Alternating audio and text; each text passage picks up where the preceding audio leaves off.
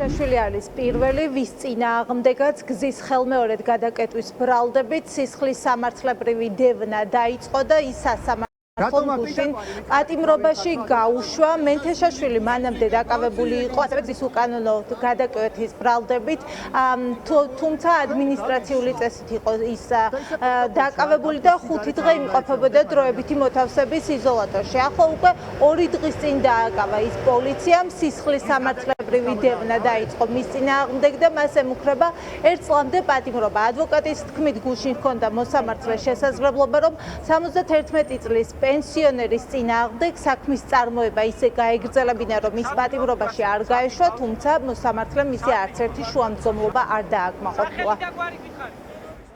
მოცემულ შემთხვევაში რეალობაში ბატონი ზურავი დააკავეს, იმიტომ რომ ის იმყოფებოდა აქციაზე და იმიტომ რომ აქციაზე, როგორც ამ შემთხვევაში ბრალდების ხარი გამარტავს, იყენებდა პირბადეს. აღნიშნული ქმედება თავისუფლების აღკვეთის სახით ითვალისწინებს პატიმრობას 1 წლამდე ვადით და მოცემულ შემთხვევაში აღკვეთი ღონისძიების სახით არც ერთ შემთხვევაში არ უნდა გამოყენებულიყო პატიმრობა. ბრალდების ხარი უთითებდა ერთადერთ საფუძველს, რის გამოც პატიმრობას ითხოვდა, ეს იყო რომ არსებობს საფრთხე აღნიშნული ქმედების განმეორების, თუმცა ჩვენ მივუთითებთ პროცესის ის ნორმები, რომელიც უზრუნველყოფდა მათ მიზნის შესრულებას, ანუ ის რომ ბატონ ზურავს იგივე ქმედება ხერხა არ განეხორციელებინა, თუმცა სასამართლომ მაინც დააკმაყოფილა პროკურორის შედგება, გონია რომ ეს მიზნად ისახავდა არა მოცემულ შემთხვევაში ბატონ ზურაბის მიმართ აღკვეთი ღონისძიების სახით პატიმრობის გამოყენებას არა მარტო, არამედ საზოგადოების დაშინებას და იმას რომ ამ შემთხვევაში პროტესტ აქციაზე მყოფ პირებს განუმარტავ რომ თუ ისინი გააგრძელებენ აი ამ პროტესტს, მას მიმართ აუცილებლად იქნება გამოყენებული ისეთი აღკვეთი ღონისძიება, რომელიც ამ შემთხვევაში გამოიყენა ბატონ ზურაბის მიმართ.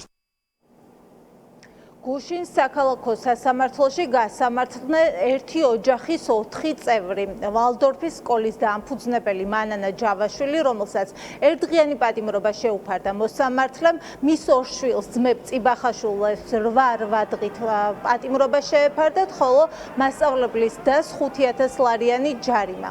ოჯახის ყველა წევრი, რომელიც ახლა თავისუფალია, ამბობს, რომ პროტესტი გარდაუვალია და ამ რეპრესიულ მექანიზმს დაკავებებს თუ ჯარიმას აღიქვამენ მხოლოდ იმათ, რომ ქართული ოცნება მოსახლეობის და დაშინებას ცდილობს და სურვილი აქვს, რომ პროტესტი ჩაცხრეს.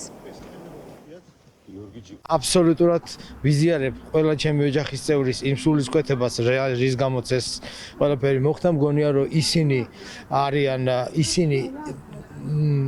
აპროტესტებენ იმას, რაც არასწორია ქვეყანაში და მე სიამოვნებით შევერთდებოდი უბრალოდ იმ წუთში იქ არ ვიყავი. გონია რომ პროტესტი შეიძლება სახშიც იყოს. პროტესტი შეიძლება იყოს ყველგან. პროტესტი არის ადამიანი, რომელიც რაღაცა წინააღმდეგება. და მით უმეტეს როცა აი ყოველდღე ახალ კანონს იგონებენ, რომ მაგრამ წყალს ხო ვერ ჩაკეტავ. აქედან ჩაკეტავ, იქიდან ჩაკეტავ, აქედან გავა, აი მგონია რომ ესე მოხდება. 40 წელია პედაგოგი ვარ. 40 წელია, ნუ რა ვიცი, ძალიან წესიერ ცხოვრობ, მაგრამ აი ხან ბოლო მოვლენებმა, ყველაფერმა, ნუ აი უბრალოდ აღარ შეიძლება რა, ხო დგება წერტილი, როცა შეიძლება რომ აი რაღაცა სახით პროტესტი გამოხატო, არა? რომ ხედავ რა მომავალი ელოდებათ ამ ჩვენ შვილებს. შესაბამისად, სხვა რესურსი და სხვა ბერკეტი გამაჩნია. დაკავებული მასწავლებელი მანანა ჯავაშვილი ზაჰესის დროებითი მოთავსების იზოლატორშია გადაყვანილი, ის საპატიმროს დღეს დაახლოებით 2 საათისთვის დატოვებს. პირდაპირ ეთერში ნინო ღვედაშვილი საუბრობდა.